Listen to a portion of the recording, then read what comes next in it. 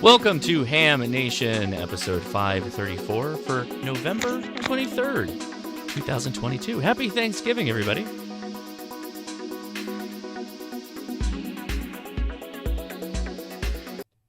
And hello, everybody. We're going right to the big room. I'm Josh, KI6NAZ. Thanks for clicking on Ham Nation here on the Ham Radio Crash Course. We have a stuffed show, so we're going straight in to talk to the hosts. Starting up there at the top square, Joe Eisenberg, how you doing? I'm doing just great, and glad to see everybody here. And we'll talk about a crystal radio kit that I just put together and a few other things. Excellent. And Randy, how are you doing? I think I got audio working. You do. You got it. Okay. But I don't have my good mic working through the mixer, so I'm sorry, it's just what's in the webcam. I have no idea what's going on today. We'll pretend that your audio is just the peak quality. Thank you. All right. And we'll be talking to Randy here shortly as well on Winlink, Adventures in Winlink. Gordo, how are you doing?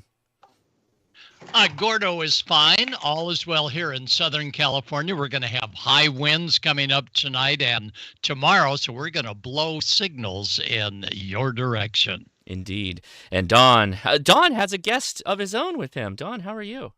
I do. I'm very well, thank you. We are very thankful this year for a new family member. You know, in the last year, both of our dogs passed away, and so we have. She's been with us for 10 days now. This is Nola Faith. Oh. Let me get you a little closer here. She is. Say hi, Nola. Oh, there she is. What a cute puppy. So cute. She is mostly Boston Terrier with a little bit of Corgi. And she was 3 pounds when we got her. She's probably about 4 now. So I don't imagine she'll get more than about 12. But she's just the sweetest little thing. And, very thankful for our new family member. We'll have news of the week from Amateur Radio Newsline. Nothing from Dr. T. I suspect she is getting all excited about about Thanksgiving and getting everything done over in her part of the world. So just wanted to share Nola with you guys. So there you go. Thank you. Mm-hmm. And part of the Turkey Club with me, Amanda. Lovely hat you have on today. How are you doing? Oh, fantastic. And hopefully I will be stuffed as well tomorrow. Oh, yeah. Everyone, I've got Case joining me today, W0AAE. We're going to go over Yoda and what that is and how you can work them. So stay tuned. Also, Josh and I will be watching the chat room and taking your questions to our hosts. So have a great show and happy Thanksgiving, everyone. Indeed. Happy Thanksgiving. Gordo, we'll send it over to you. Take it away, Gordo. Well, thanks so much and a very happy Thanksgiving to all of our viewers. And Josh, thank you for another year of keeping us going here on Ham Nation, Ham Radio Crash Course. Well, we are headed for the water, so let's go ahead and take a look and see where we're going to be operating tomorrow. Tomorrow will be probably 20 years of operating from the seashore, and that is on the Thanksgiving Day. And we're hoping for nice sunny weather, which everybody says we're going to have, along with 20 to 30 mile per hour winds. But no problem, as you can see, we set up with our HF transceiver right on the beach. And of course, all the food and all the fixings go along with it. Chip and Janet, K7JA, KL7MF, are the instigators of this all on the beach get-together for the last 10 or 20 years. And we start off with a nice warm fire to get us warmed up early in the morning. Then we light off the turkey, and in it goes. And it gets submerged in boiling special brew. And Jan's keeping track of the time. Chip says, no problem. We got this thing made so we can play radio. First thing is to pound in the steak. And believe it or not, these are the military steaks, and they go in quite easily. And the best part of the whole thing is when Chip Margelli, Janet show up for a ham radio on the air event, they come already equipped. This is going to be our 10-meter beam for tomorrow. We're looking to work everybody around noontime on at 28 28.410, 28.410 and higher. We got the masts up on the top, got the elements in the middle, and we got the spacing on the beam and the feed point right there on the bottom. And of course, the good ham always has all of the elements well marked, so you're not having to get out the tape measure. And everything slides together quite nicely. That chip has home brewed from past antennas that are now getting a second thing. And of course, you always want to, especially in high winds, have everything well marked. So you got the reflector, the director, and the driven right where they should be. And everything lines up perfect with stainless steel hardware. And we make sure and have a little drop cloth there so we don't get any sand in the elements, and the elements just slide right in. And the feed point is all set to be manicured and put on the air. And hose clamps, yep, we've got the nut drivers as well as the screwdrivers, so we're never out of a problem with getting the hose clamps nice and tight. And again, this is our masting material. And you might not think that, well, you got to have guy wires and you got to have all of them high in the air.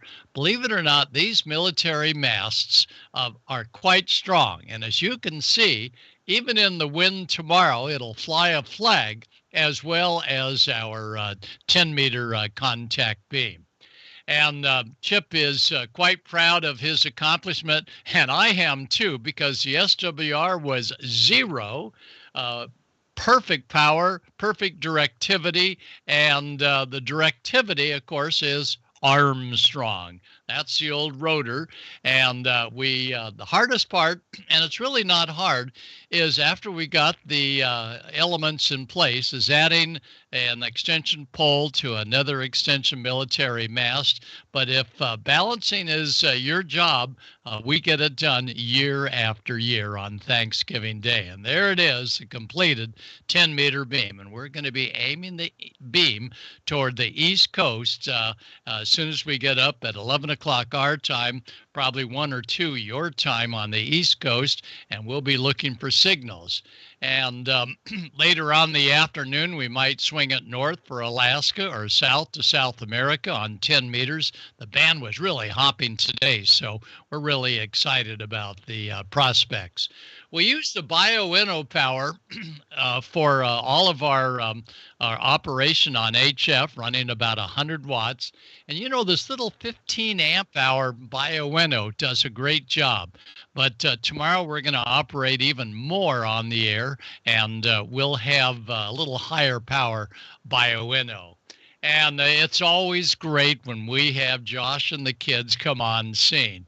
And he's already with FT8. He's got the kids there to keep him in track. Got the tripod for a vertical antenna. As you can see, the waves are not real bad, and I don't think they will be bad. Oh, the ICOM. I love that 705. It's ready to go on FT8 or the digital modes. Now, technician class operators. You have privileges for voice between 28.3 to 28.5. So that's why we're going to operate on 28.410 and up in case the frequency is busy. Not down, but up. 28.400 is where people sort of meet up, and it's right in the middle of 28.3 to 28.5 for novice and technician class operators. General, of course, advanced and extra get the entire band, but we're going to be right at 28.400 up about 10 kilohertz. So tune us in 28.410 or go a little bit higher. We should be coming through on software-defined radios as well. And of course, hooray, this is the best part of the whole Thanksgiving dinner is Chip and Janet with their completed turkey. And Susie and I, we're going to have a great time and making contact with all of you out from the seashore. So be on the air tomorrow, and doesn't take much to get on 10 meters. And I'll turn it over to Amanda now in case we have any questions from the chat room, and then we go over to Randy. Amanda? Okay, thank you so much, Gordo. I do have a quick question. This was by Kevin Reed, and who else better to ask than this? Can I find some good study material to get my ham radio license. What do you say, Gordo? Anywhere they can look? Yes, you can study on your own. And here's the exciting part about it. The W5YI group that offers volunteer examinations have now partnered with Ham Study, and they're able to test, as you saw in past programs, right in the sanctity of your own home or your own closet or your own car or down at the beach. So they offer remote testing as well as a lot of great training materials. So go to w5yi.org and take a look and see what's there. And congratulations on either getting a new ham on board or as an upgrade materials. Okay, and one more thing before we let you take off here. What are you thankful for this year, Gordo? What do I think? What? What are you thankful for this year? Oh, what am I thankful for? I'm thankful for being alive, 60 years in ham radio, 80 years on this earth. My wife, Susie, N6GLF, we're both going strong, and we're just delighted to be able to play radio on the beach. And who knows, if the wind is nice and warm, Amanda, I'm going for another boogie board ride. All right. I'll be looking for you on 10. Thank you so much, Gordo, and happy Thanksgiving to you and the whole gang out there on the beach tomorrow. Have a fun, fantastic time. Well, we sure hope to hear you and hundreds of other hams that may want to make contact with us. And Randy will also be aiming northbound for short skip into Oregon. So, Randy, I hope you're going to be there as well. I certainly hope so. Here's the frequency. Yeah, so point the beam north every once in a while. So I got things set up so I can actually record me and the front of the radio and everything. So if I am able to contact you, I'll make a video of it and we can play it here again. Wonderful. Yeah. So a couple of weeks ago, I went through a bunch of stuff that I was doing with digital, with Winlink and Ver and all that type of stuff. And I asked the Ham Nation viewers to send me some email over Winlink, and I got 3 messages. But I got a lot more since then because I also posted that stuff on my channel. So I made a video, and this is a segment of it where I use Winlink to log into or connect to a local FM Winlink gateway, and you can see the process of getting the data down. So, Josh, let's roll that beautiful videotape. So, again, the main window. You open the session. This pops up. This is going to use Ver FM for the session. So it also opens up the Ver FM window. And I have my 9700 here sitting on 144.95. Okay, we're hearing audio from that. And if everything's going right, I should be able to go over here and click Start. We'll see if we can make a connection. Here we go. There we go. Getting data.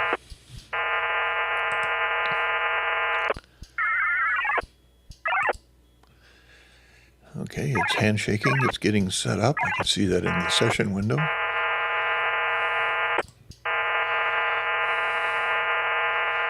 Looks like I have 3 emails.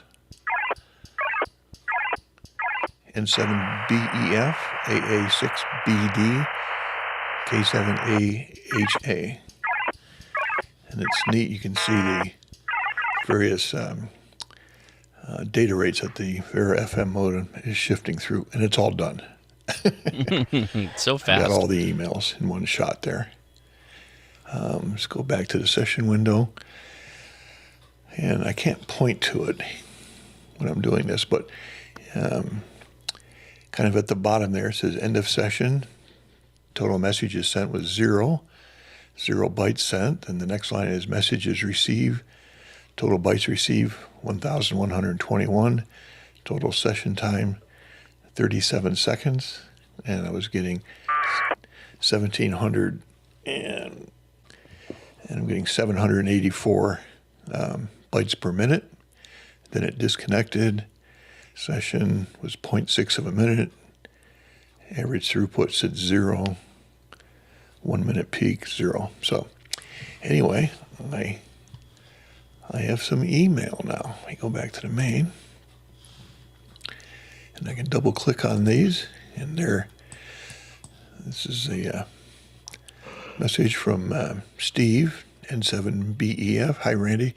I went down the rabbit hole in Vera AC after seeing, after your discussion.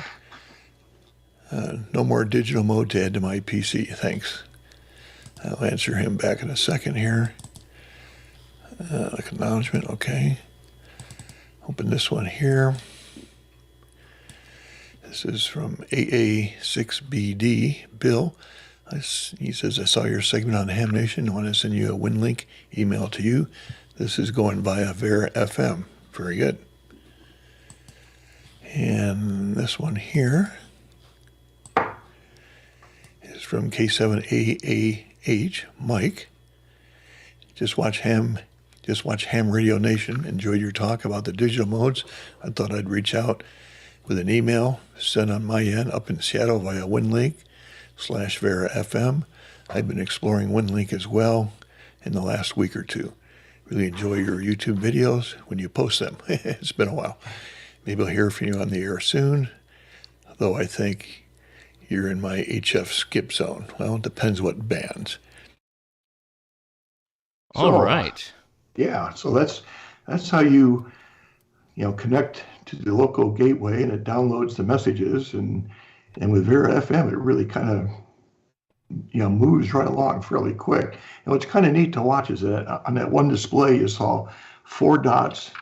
So that's a 4 quadrature amplitude modulation, I believe. So there's 4 bit levels or bit patterns that it's taken decoding, and then it shifted into another one that was 16 dots on the screen. So the more dots you get, the faster it's running. So that's pretty neat. And Amanda, I got the email and from you there the other day, and I sent you a reply back. So anyway, that's what Winlink is. Do we have any questions in the chat, Amanda? The only thing I would try to answer, there were some questions on if you're using Winmore or Pactor. Just go ahead and explain to everyone again, you're using Vera FM. Right? Okay. Yeah, there's several different modem types within Winlink. So there's Winmore, that's a software modem. It's a little, I'd say, out of favor now. Some of the newer ones have kind of taken over, but a lot of the gateway stations will basically scan through and try and pick the one that you're actually sending. Pactor, that's typically a hardware modem, and they're kind of pricey. They can be up around $1,000, but there may be but there may be a software thing. But I don't know. There's a lot of emergency stuff that uses that. Every time there's a hurricane, the ARL and the FCC get together and allow the Pactor to run at its highest speed during the duration of the emergency. Vera is now kind of the popular modem that seems to be taking over. There's a free version, which Amanda uses, and you get poked at about paying and timeouts or something. The paid version is $79. I think you can have multiple people using that. There was a talk at PacificCon, and that fellow was using it for a lot of emergency stuff, and he had 16 users that he was using that single $69 license on. So I'll have to see if I can find his presentation to kind of show that. And I had an Aries fellow here from Colorado also send me an email message about that, Randy, when we had our last talk. KI0KY Steve, very, very smart and very active in Aries and Mars. And he said, one of the things you can do at your EOC is you use the one call sign, but then you can click on a tactical call sign box, and he kind of sent me some screenshots and things like that. So that's another way you could do. Obviously, Jeff and I wouldn't be able to use a tactical call under one other's call sign, but it's something we should study up on. But Randy can probably agree with me on this. Everyone, use Winlink, use it to its fullest extent, and try to make it like a goal to do it at least once a month. Maybe send out a couple of messages just to keep you freshened up on it and see what's changing, if anything's changing, and keep your software upgraded. Don't you agree, Randy? Yeah, that's a perfect thing to do. In fact, there's a Winlink Wednesday group that I think it's every Wednesday or every other Wednesday. I got a couple messages back from the people involved with that. So do your Googling for Winlink Wednesday for that. But the other thing, if you're playing around with Winlink and you want to use it for emergency stuff, it's going to do you no good unless you know the email address of somebody you want to take and send a message to. So one of the things I've been meaning to do is send them email off to the local, Aries people or whatever, saying, what addresses should I load into my Winlink contact list so I know how to get to the EOC or emergency communication managers or whatever the hierarchy is, up the ladder. Otherwise, absolutely, that's a I great have thought. Nowhere just to where to send things. That is absolutely a great thought, and everyone should maybe have that in their playbook. So, yeah. So, Josh, I didn't see any other questions. Did you? There's a quick one. I actually don't have an update to this, but Jody asked a really fantastic question. The ARRL lobbied the FCC in the fall of 2019 to permanently eliminate the HF 300 baud limit. Did that effort fizzle out completely, or is it still simmering under the radar? Mm-hmm.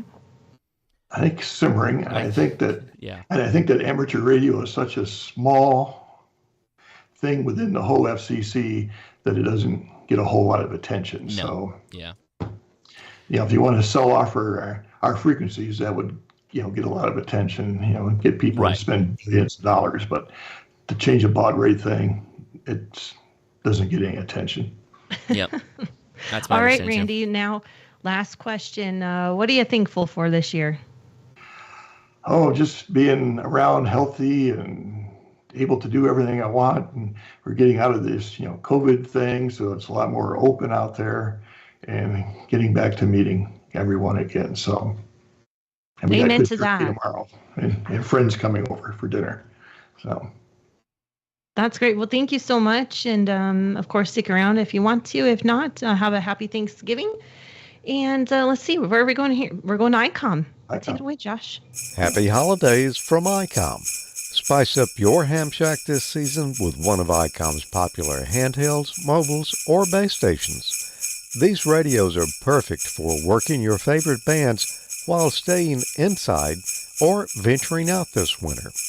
It's the most wonderful time of the year to give the gift of ICOM. The IC705 is the perfect sidekick and QRP companion. Base station features and functionalities at the tips of your fingers in a portable package covering HF 6 meters, 2 meters, and 70 centimeters. This compact rig weighs in just under 2 pounds with RF direct sampling for most of the HF band and IF sampling for frequencies above 25 megahertz. 4.3-inch color touchscreen with live band scope and waterfall. 5 watts with the included BP272 battery, or 10 watts with 13.8 volt external DC. Single sideband CW, AM, FM, as well as full D-Star functions. The perfect accessory for the IC705 is the optional backpack LC192. The ID52A is a VHF-UHF dual band with D-Star and FM dual mode functions and is the first handheld radio with a full-color 2.3-inch waterfall display. This radio supports conventional FM communications and D-Star simplex, repeater, regional, and worldwide calls over the D-Star Internet Gateway. Create your own band opening with the IC9700. This radio brings direct sampling to the UHF-VHF weak signal world. The IC7300 is a high-performance HF transceiver with a compact design that will far exceed your expectations. RF direct sampling, 15 discrete bandpass filters, large 4.3-inch color touchscreen, real-time spectrum scope, and SD memory card slot. The real ham fun starts here. Happy holidays from ICOM America, and visit icomamerica.com/amateur for more information on ICOM radios. All right. Well, thanks everybody for sticking with us here, watching through the Thanksgiving show. And a big thank you goes out to ICOM for sponsoring Ham Nation here on the Ham Radio Crash Course. Every month, ICOM, every episode of Ham Nation, they pick 3 winners to win a swag pack, usually a t-shirt, hat, some other goodies. And those names go into a list for the end of the month drawing. Every month they give away a radio. This month, ID 5100 is the giveaway, and we have a winner. Let's go through the swag prizes first, though. William B, KF4CDK, Kenneth K, N1KK, and Chad B, KQ4AHO. You all won swag packs. But the grand prize winner goes to Danail Z, KR0KDE. So congratulations on winning a fantastic mobile radio. And thanks again to ICOM. So make sure you click that Enter Now button. Link is in the description on ICOM America, and you can join the fun too. Potentially win a swag pack and potentially win a radio. Speaking of a giveaway, I have a big giveaway tomorrow.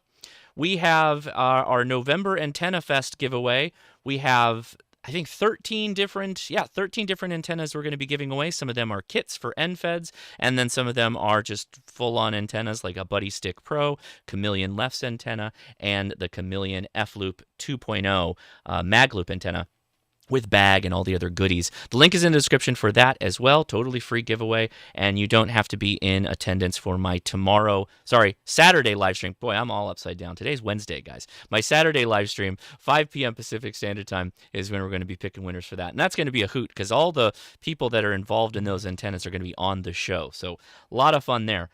All right, Amanda, I think we're moving on. Thanks for letting me chat. We are. Oh, yeah. And Josh, I don't know if I love the hat or if it's creeping me out. But yeah, this is the best part of it is that you got the Your waddle. Yep, I'm disturbed now. Okay, Yep. Thank you.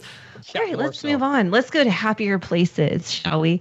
Hello, Case. How are you tonight? We're here to talk about Youth on the Air. This is W0AAE.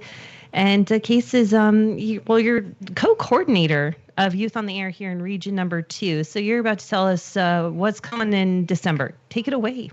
Yes, so pretty much December Yoda month. Everybody's like thinking, what does Yoda stand for? Well, it stands for Youth on the Air, or Youngsters on the Air. Youngsters on the Air started in Europe probably about 10 years ago or so, and it really gradually moved to the west here, to the Americas in region IARU Region 2.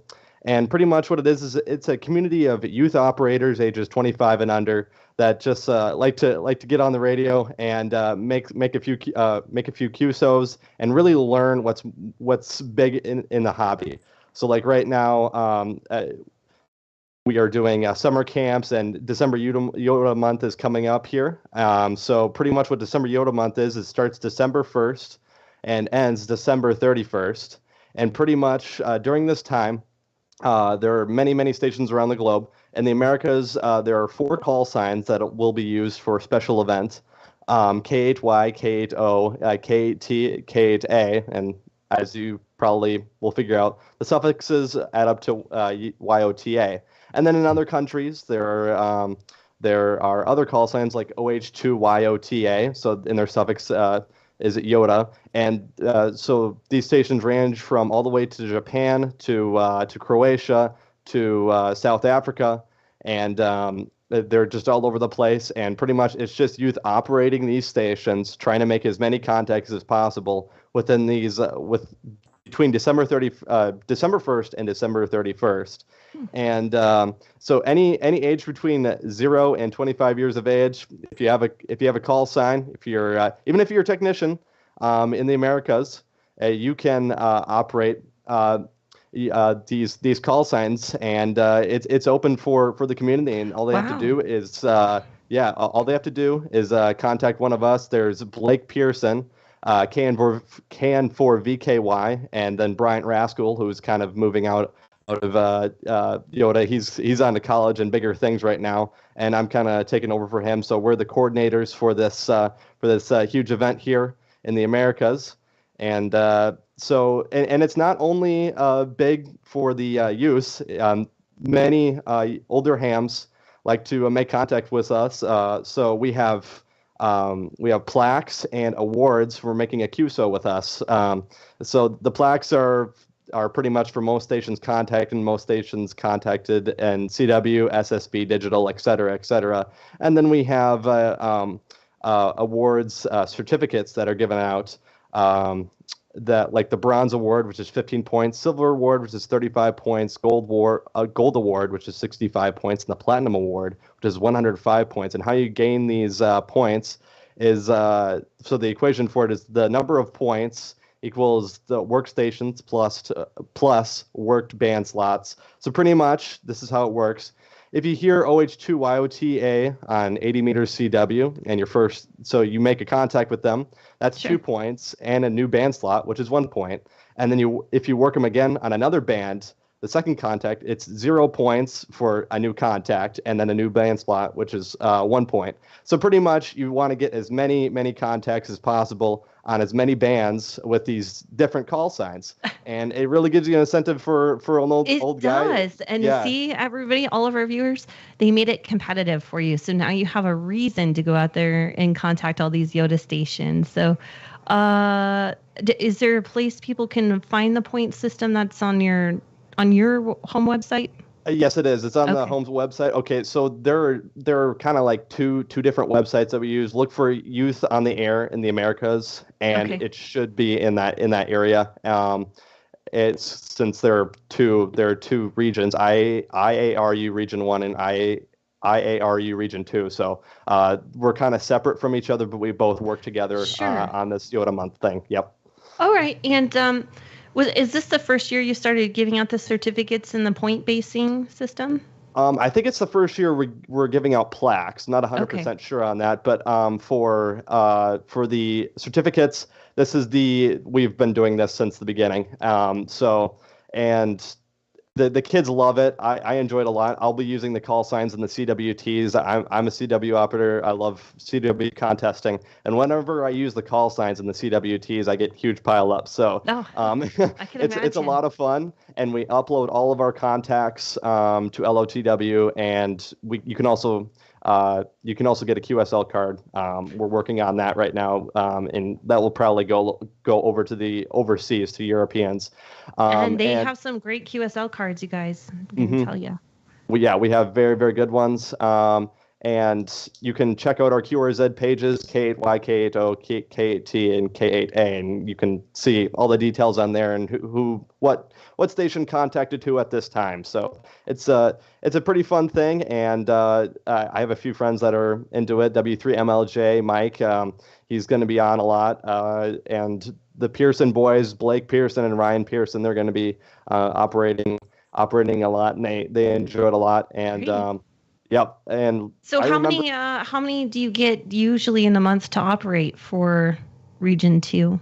So for Region 2, we probably get around 25 operators. It was big during COVID. We had a ton of operators during COVID. It was hard to keep up because everybody was stuck at home. It's deteriorated a little because people are going outside, et cetera. They're too busy. December is a busy month with Christmas, but it's just a fun time for us kids to just get huge pileups. Like I remember using a remote station in Maine during a few years ago, and I got the biggest pileup in Europe possible. It was just amazing. I'm hearing Middle East. It was super fun, and I can't wait for this upcoming one, December 1st.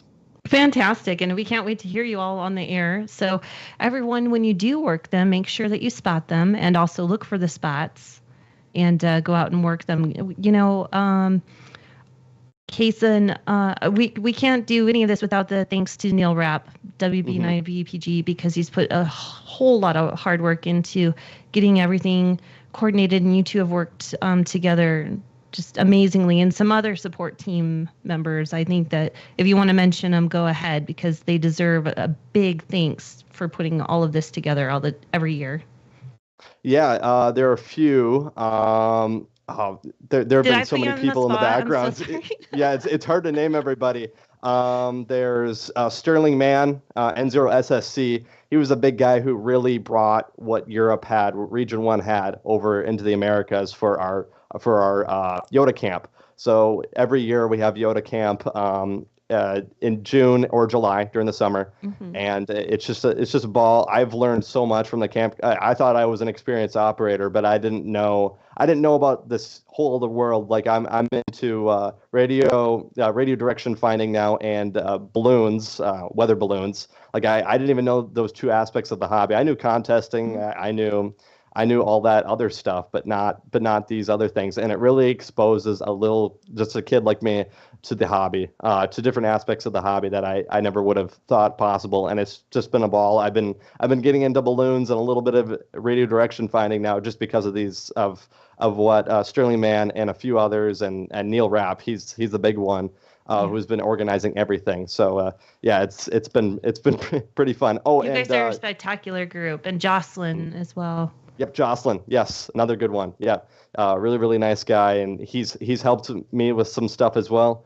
And you can also find our spots on DX Summit.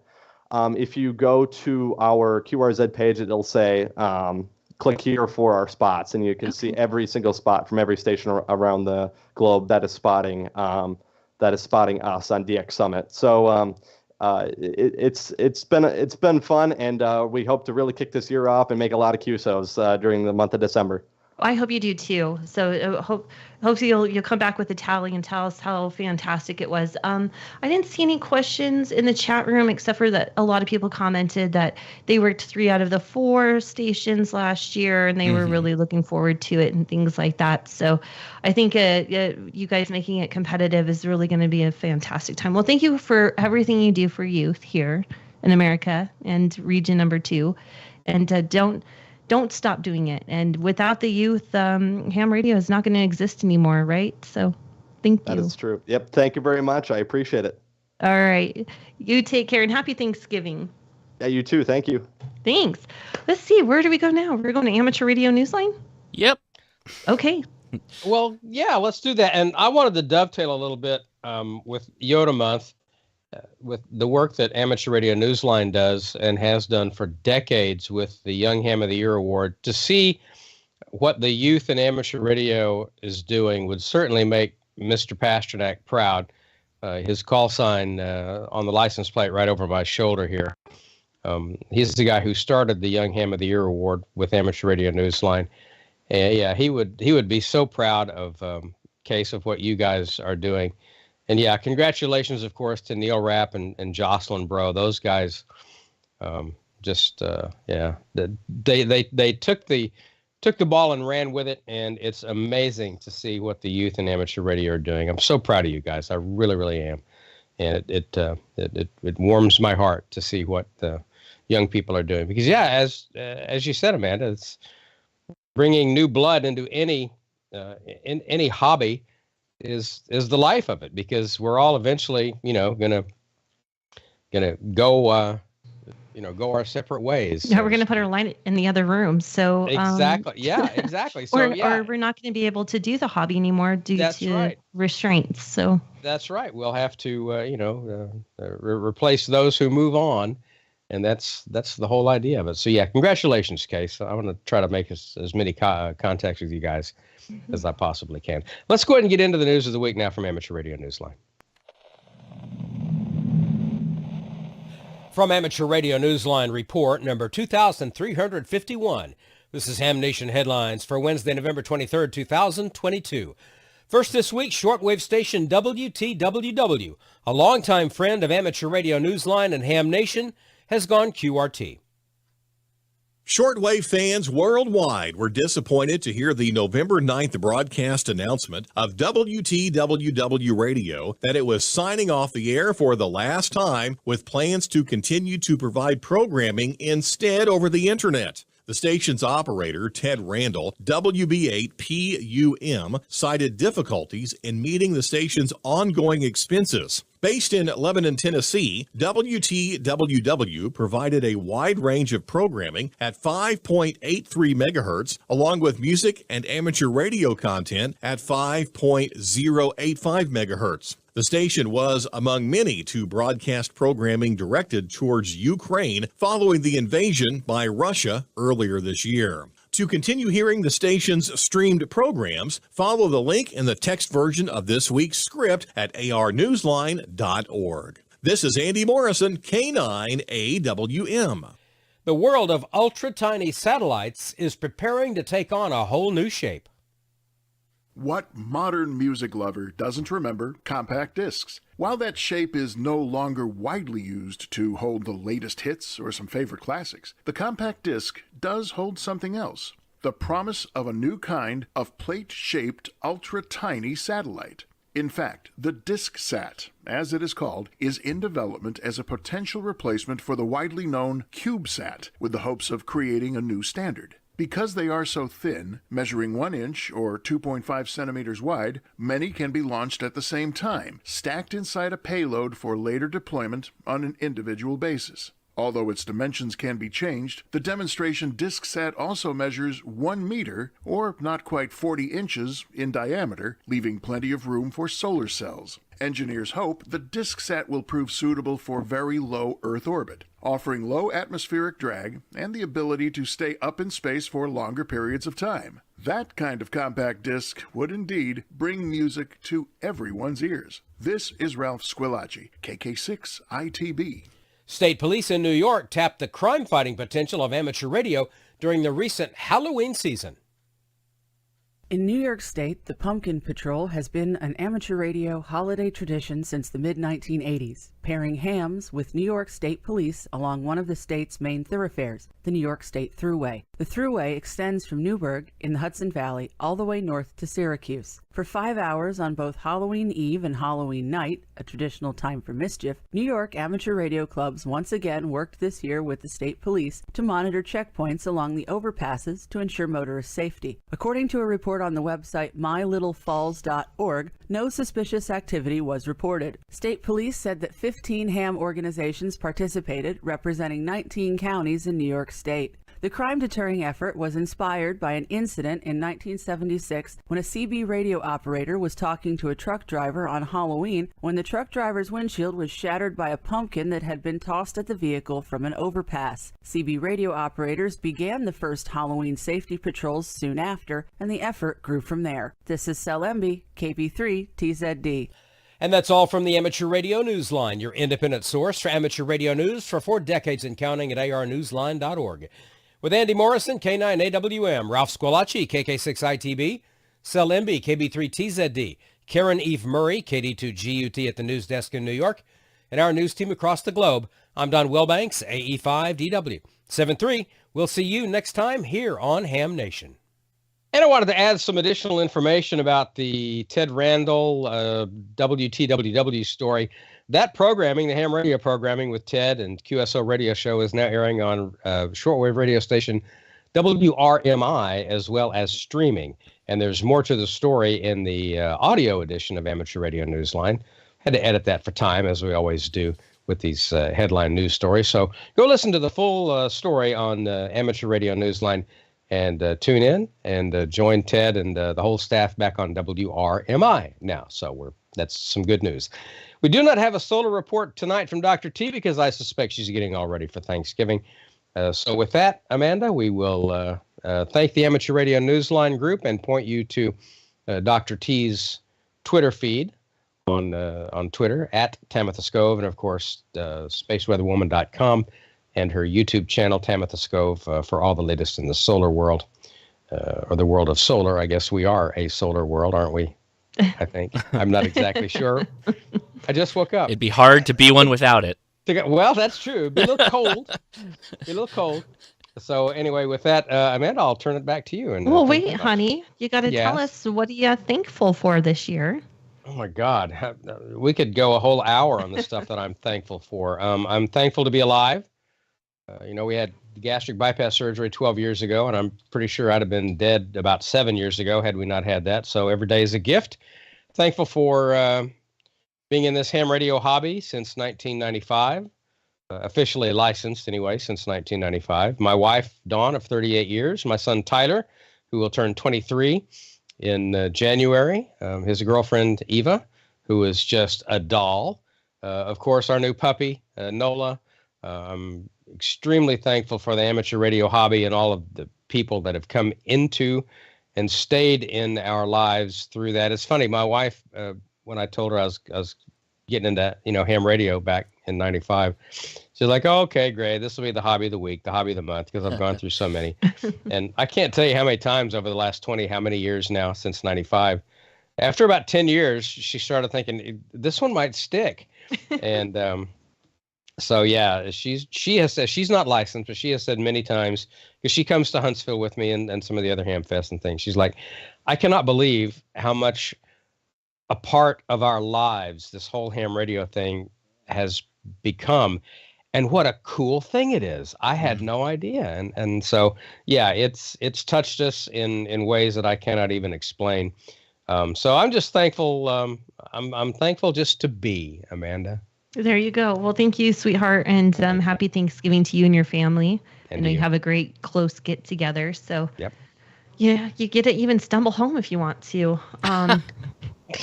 Yeah, it's on the property. It is. You got to watch out for those gators, I think. But other than that, you're good to go. Well, thank you so much, Don. And we'll see you in a couple weeks. And let's see. We're going to Joe. Joe's got some kits. Oh, yes. I always have kits. And it's great to see everybody here. And I'll start off by saying I'm thankful to be around and able to keep building kits and traveling to see everybody. I have been busy, and James, who is in the chat, I got to do a group kit build with him in Enid, Oklahoma about 3 weeks ago, and that was a lot of fun and a great time, and everybody walked out with a working FM stereo radio. And I think I might do a segment on that kit sometime because it is a good one for group kit builds. After that, I went to Atlanta, and I was the guest of Wes Lamboli, W3WL. And for those that don't know, he has been on some of the biggest de-expeditions in history, like Heard Island and so forth, and been part of de-expeditions of the year as awarded at Dayton. So I got to stay with him and got to speak to the Ham Jam, which is put on by the North Fulton Amateur Radio League, north part of the Atlanta area. And this is the plaque that they gave me for coming down there and participating in their event.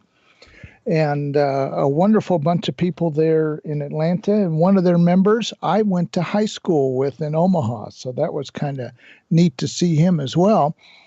And this is my latest award also. This was from last year's sweepstakes. I was #1 Midwest Division, single operator, unlimited low power. So it's going to join the plaques that are on the wall behind me. So I've been kind of busy. I was not on sweepstakes this last weekend, so I didn't get to defend my award. So somebody else is going to get the plaque this year, and then I'm going to come roaring back next year. Let's see if we can look at a kit. Sure. And we're going to do this. All right. And that should put up the slide. Yep. There we go. All right. One of the newer kits from NM0S, who also designs the 4-state kits.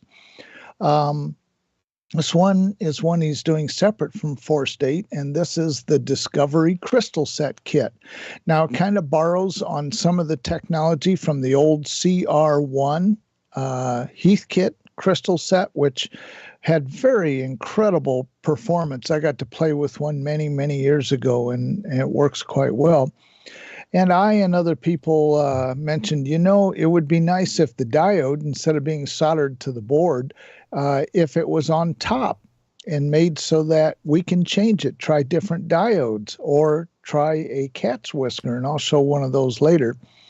And so that's what he did, and so I got to do a beta build on the newer version of this, and it's quite a kit. In fact, It has a multi-position transformer tap so that the audio matches anything from high impedance to all the way down to standard low impedance earbuds and things that we commonly use. Normal low impedance headsets do work with this because of the huge audio transformer. So that's what the front panel looked like before it was assembled. That's the front panel before we started putting parts on it. Now you notice there's pads. There's no holes that actually get soldered to. You will see these pads. And so the parts are laid on top of that, and then everything is soldered to the pads. And the neat thing about that is it's not only easier for a beginning kit builder, desoldering is a snap, because all you do is you heat up that pad and you can lift the part right off. So this is what it looked like when it was not assembled.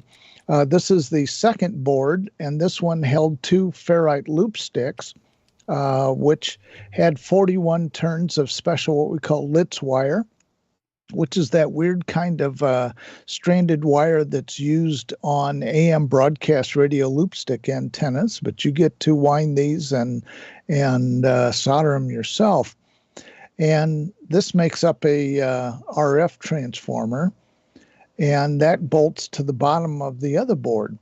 Now, the case that's used with it is one that you get at Hobby Lobby, and the part number is with the manual of the kit. You'll see 4 insets in there, and those are little blocks that do come, blocks of wood that come with the kit, and they're designed to be glued with some Elmer's wood glue to the inside of the box, and that holds up the circuit board and lets you close the lid and everything and just take that like a little briefcase. Don't forget, a crystal set has no power supply, and it works simply on the power of the local AM broadcast signals. And on this particular one, I was able to hear our 3 local stations, and this thing is so selective that most crystal sets can't do this, but I was able to easily separate out AM 1240, AM 1400, and 1480. Believe it or not, I could separate all those and hear them distinctly. This is what all the parts look like when they were sorted out and ready to put together. As you can see, there weren't a lot of parts. There was like a couple of capacitors, diode, and a resistor, and the rest were tuning capacitors, transformers, switch, and earpiece, and so forth, and several terminals. But very easy to put together. I would say it'd be a pretty good beginner's kit. Now you can see everything is all assembled on the back, and then the other board gets placed on top of that. The big transformer, like I said, is a multi-tap transformer that goes everywhere from very high impedance to very low impedance. So your 8 ohm and 32 ohm a Walkman type or cell phone type low impedance headsets will work with this. And that's what the crystal set looks like when it's all put together and put into the box. And I hooked it to my 160 meter antenna. And like I said, our 3 local stations at night are all 1 kW, and one of them is 5 kW daytime, which did make it a bit louder during the day. But at night, they're all about the same power and close to the same distance from me. And I was able to hear them all quite well, and no amplifier. It's strictly a crystal set. And the neat thing, like I said, is now the diode is on top, and you can try different diodes. You can make up the thing where in World War II, they made the foxhole radios, which used a blued razor blade and a safety pin and pencil lead as the detector. And so I haven't tried that yet. It does come with the little high impedance earplug. And so, of course, you'll tune the transformer till you get the most sound out of it. And then the 3 knobs, you're going to peak the signal and tune it in and everything. And very surprising. Like I said, I've never seen a crystal set that lets me split off the 1400 from the 1480, which are only about 3 miles away. So very, very good sounding crystal set. And like I said, there's no power needed to run it. So what I'm going to do is I'm going to clear that out, and I'm going to show you a cat's whisker detector. And this is kind of a new version of an old favorite that was very popular back in the 1920s and so forth in the very early days of radio. But this one has a bias diode and stuff, so it uses a little more modern technology. But once again, it's still not amplified. It strictly uses the power from the RF that's coming into the antenna from the broadcast station. So that's the fun of crystal sets. This is a different kind of a crystal set. This one was made several years ago by Midnight Science, whatever, the Crystal Set Society. And this one works quite well as well. It's a little simpler. When I go to ham flea markets, I sometimes run into a bargain, found one at quite a reduced price. I found an Alex loop antenna, and it came from an estate sale, and it was missing the base adapter and the tripod that goes with those. And so they sold it to me pretty cheap. And what I did was I 3D printed the adapter and glued the nut in there, and then I could use any of my photo tripods, being kind of a photographer at times. I have a couple of those, and I just screw the thing onto there, and I am instantly on. And so I now have a working Alex loop. I've been catching a few bargains at flea markets, and one of them was kind of a box of junk and a lot of QRP antennas, and it had this thing in there. It's an iPod Touch, and I said, somehow you've got that in there.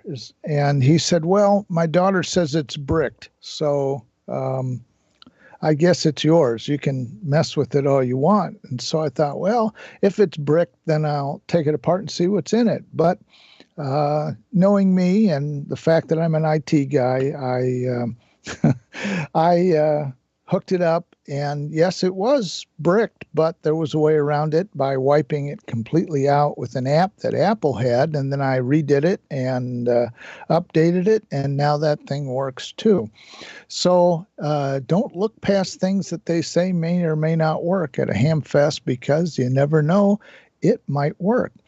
Want to talk a little bit about another special event that's going on besides Yoda in December. For 12 days, there will be the 12 Days of Christmas. And it's primarily been operated by hams that are in the New York, New Jersey area. 2 years ago, when it was last run, it was run with another ham also in Michigan, and that was a big hit. And so I've been asked, because they've worked with me on special events operations before, so I will be operating one of the 12 special event call signs. And I don't know what it is yet, what call sign or when I'll be on, but I'll definitely post it on Facebook, and I'll post it on the cluster, and you'll be able to work me as one of the 12 Days of Christmas stations. Of course, I won't be on all day and night. I'll be putting in a few hours shift each of the 12 days. And I think it ends on Christmas Day. I'm not sure. Christmas Eve or Christmas Day is when it ends. So I will be on at that time. So, and I will be looking for Gordo on the beach tomorrow, and we'll see if we can get a signal from the Midwest into Bolsa Chica State Beach in California. So, Amanda, I think I've taken a lot of time, but you're fine. Wanted to get through a lot of things and hope to work people on the 12 days. And for those in the Dayton area, I'm going to be at the Dara Christmas party on the 2nd of December. So look for me at the fairgrounds right there in Xenia for the Dayton Club Christmas party on the 2nd of December. Wow. Is that open to everyone, Joe? Dara members. Okay, dear members, and that's okay. So one question was, how much did that kit cost? The beautiful Joe, I've never seen such a clean install in my life. It's just amazing. The crystal set? Yeah. I think it's 69. Okay, that's not bad. I think it's 69, and it's really fun to put together. And you have to supply the box. The Hobby Lobby part number is in there, and sometimes you can't get it individually. You might have to buy it as part of a set of 3 boxes, but guess what? That means you've got 2 other boxes you can put other kits in. Absolutely. Well, that's great. I don't, Josh, did I miss any questions? I was just watching Joe so much. It was hard to follow I was looking chat. at the radio myself. Oh man, I love that cat's whisker there thing was too. and I don't. There was a question about the whisker. What is the whisker? The cat's whisker is a reproduction of the way we used to receive radio signals, and the reason is that they didn't have solid state diodes or germanium diodes like we do now. The cat's whisker is galena that's on potted in metal on a base there, and you can see it right there. And it looks like the insides of what a diode is today. And by messing with the tension on it and where on the crystal it touches, it becomes a detector. And so that replaces the diode that detects the AM radio signal. Mm-hmm. All right. But that's part of the original history of radio from the very, very first days of radio. Very cool stuff. It is really cool. So Go ahead, Joe, Randy. So Joe, you were talking about the Heathkit crystal radio that's Yes. kind of based from. Yeah. Well, when I was about 5, did it work? Oh, yes. There it is. Yeah. I don't see it. Oh, there it is. Yep, got it. Yeah, so I was about 5. My dad gave me one of these for a Christmas present, and he and I built that. I still have it, and of course it still works. There's nothing to go wrong. These things are kind of really sought after too, but I have a little nick in one of the corners with the Bakelite, so it probably reduces the value of it.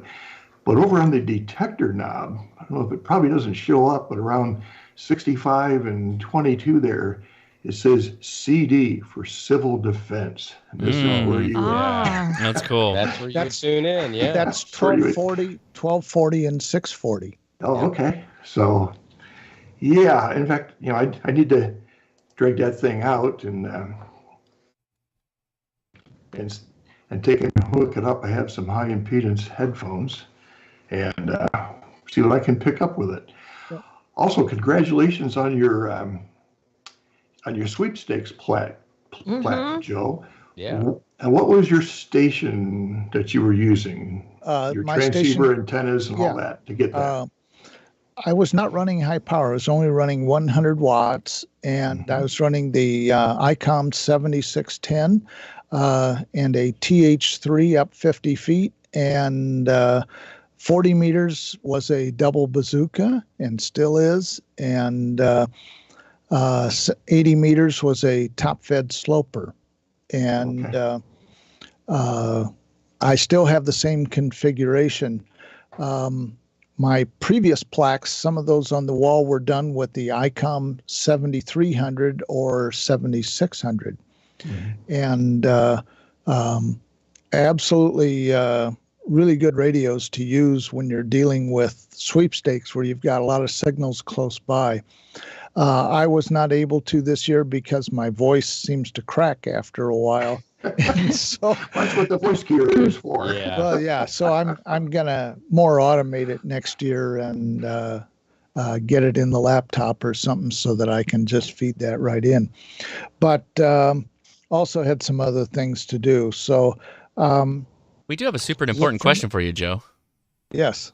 All right. So where do you buy the kit? Where do we get the kit? Okay, that will be at if you Google NM0S, Nancy Mike 0 Sierra, and NM0S Electronics. And if you Google that, it'll take you to his page, which is a Google site. And NM0S Electronics, and you'll find the crystal set kit. Nice. $65. That's not bad at all. It's not. That's trouble. So nice. Well, thank you, Joe. We appreciate you. Yep, and crystal sets are fun because, They are. like I said, they need no power, and it's amazing what you can hear. In fact, I was also hearing one of the Omaha stations, but it's 50 kW, but it's 50 miles away. Yeah.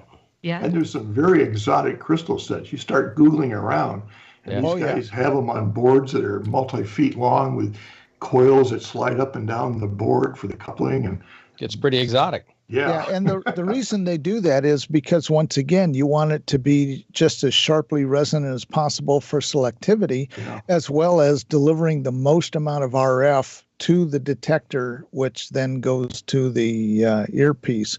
And it's always been amazing to me since I was a kid. One of the first things that my dad got me was a rocket radio, which was a little thing that was shaped like a rocket, and you hold the nose cone up and down to tune it. And it was a crystal set. And I was so amazed that I could have this little radio that didn't use batteries, and I could hear the stations quite clear. we used to clip the antenna on the finger stock on the dial and telephones, right? Yep, that used the return of the phone lines. In fact, I've tried that here because I have no more landline service, and I'm disconnected from the outside world. So all the phone wiring in the house becomes one big antenna. Oh, that's cool. And also the 160 meter antenna works quite well. You know, Joe, I worked at a radio station in Norman, Oklahoma at 640 that you could probably hear up in Omaha. Probably. WLS, it was that way down at 640. It had a bigger pattern, a daytime pattern at 1,000 watts, or was it 5,000? Whatever it was. It had a bigger pattern than 50,000 watt KOMA at 1520. So frequency matters. Yes, I have heard the lower frequency ones like 590 from Omaha and 570 from Yankton, South Dakota, I used to, on the crystal set. When I was driving to work sometimes, when I was working at KOMA at night in Oklahoma City, I would tune down to 55 to 550, and I would hear the San Antonio station. At 55. Crystal sets are fun. Yeah, and you can do all sorts of stuff with them. Yep, cool stuff. Thank you, Joe. Thanks, Joe. All right, Amanda, Yes, let's dive right into your show topic there. Yeah, there's so much happening in December, everyone. So we got to point it out. First of all, the first weekend of December is always Skywarn Recognition Day, which is a huge deal to a lot of people, including myself. And unfortunately, COVID has knocked it down since then. But always they're opening up kind of this year. So here at the Pueblo NWS and at the Boulder NWS, we're allowed to set up shop outside of their offices, and they're going to give small tours in groups of 2 or 3. So that's a step forward in opening up from everything. And so we're going to have some great stations set up. So stay tuned. I'm going to have pictures. I'm not setting up myself. I don't have that much time. Plus, it's going to be flipping cold here in Colorado. Like the high is supposed to be. Is that a technical meteorological term? That is absolutely cold.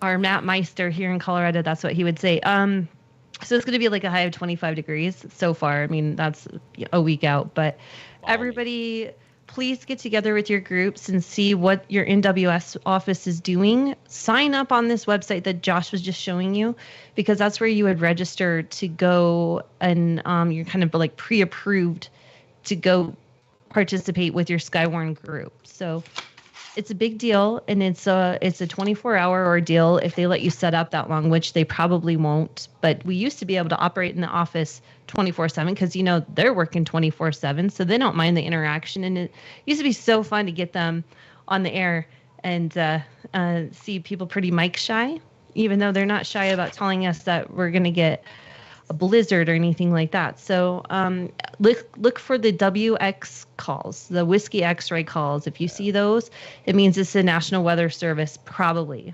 So make sure you get those in your logs. And it's kind of a challenge to try to work all 84 of them. I think that's how many there are now. Someone on chat will correct me if I'm wrong. But Yes, check it out. December 3rd. I've operated a few of those. That's always fun. If you can It get is out there to fun. the National Weather Service office and do And they're that, brilliant that's- people, right? Oh my And God! Yeah. And they're so down to earth at the same time. So they'll take you around and show you all this high tech equipment. You get to check out all their radar equipment and Yep. things We're like all that. we're all nerds. It's just nerds of a different feather. Exactly. And some offices are cool enough to even like bring in snacks and food and stuff. So depends on where you go.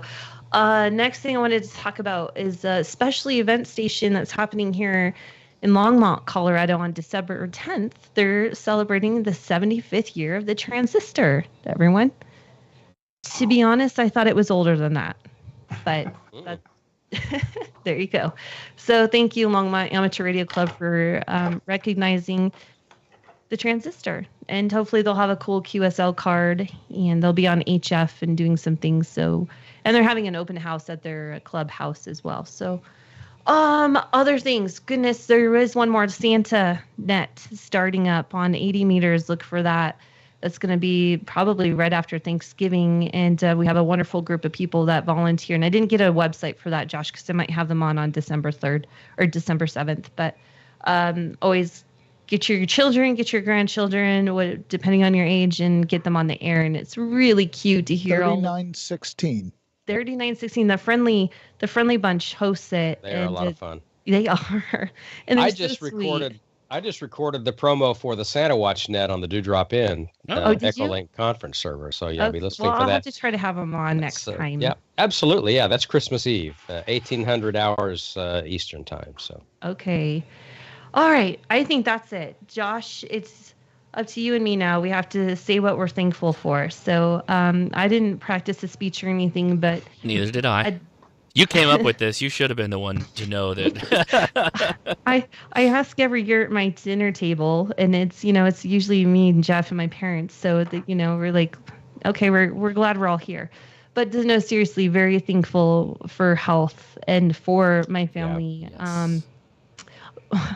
You guys, you have no idea how thankful I am for this man sitting in the other room, Jeff. He's either completely responsible or whatever you would call it for getting me into amateur radio, and I can't appreciate him enough, or I hate him so much. It's just, I'm done with it. But I love that man sitting in the room next to me. And boy, gosh, I'm glad.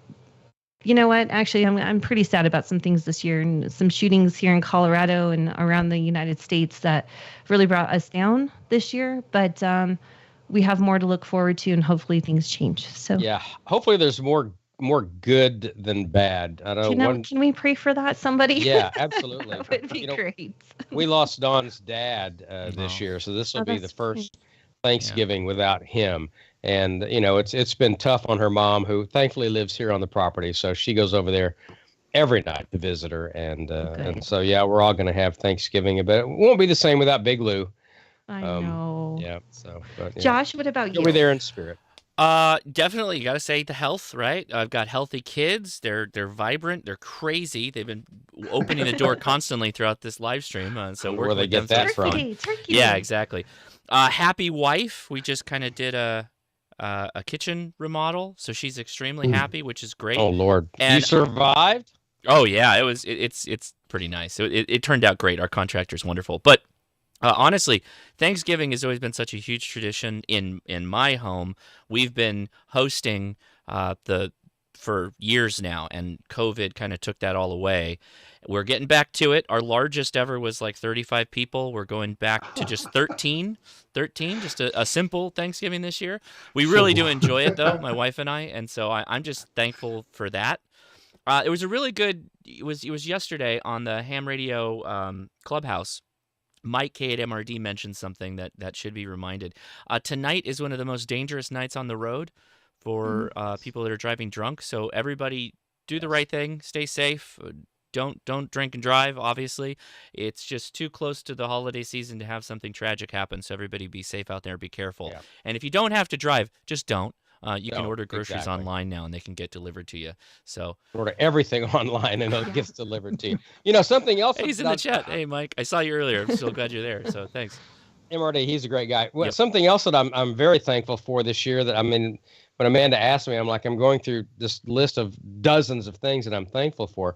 I'm thankful for my sister Missy, and I'm also thankful for, I don't know if I even mentioned this on the air yet. I'm thankful for the other sister that I found, Susan. Missy is on the maternal side and Susan is on the paternal side. So my sibling count has doubled from one sister to two. So I'm extremely thankful for that. So Very good. That's amazing. I love my sisters. Love them. 58 years as an only child, and now I have two freaking sisters. Got a lot of time to catch up on. That's for sure. I gotta call them tomorrow. You missed all the nasty years, so you're good to go. I think so. Yeah. There you go. Yeah. All right, everybody. Well, that's it. What else? Nets. Nets. Yes. Yep. We've got Kev. He's going to be on 7192, running 40. D-Star, 14 Charlie. They've probably already started up by now. And I haven't seen W7UDI on in the last couple of shows, so I'm not sure. I'm going to reach out to him, everybody.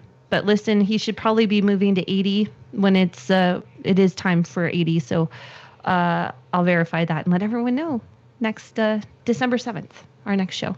So thank you and happy Thanksgiving, everyone. Cool. Yep. Stay safe out there. Thank you so much for watching, everybody. Thank you to all the hosts here. This is amazing that we can continue to have such great topics and discussions and interviews, and it's thanks to all these wonderful people, including Amanda, who pretty much keeps this whole train on the tracks. It would not be possible Very without Amanda. thankful for Amanda. So I've got my train whistle. There's our Ham Nation. Thank you to Amanda. There for she sure. is. All right, 73, everybody. We'll catch you on the Saturday show, and thanks so much for watching. Okay, see ya. Good night. Thanks, everybody. 73. 73. Get ready for turkey time. I'm hungry already. Me too. Bye.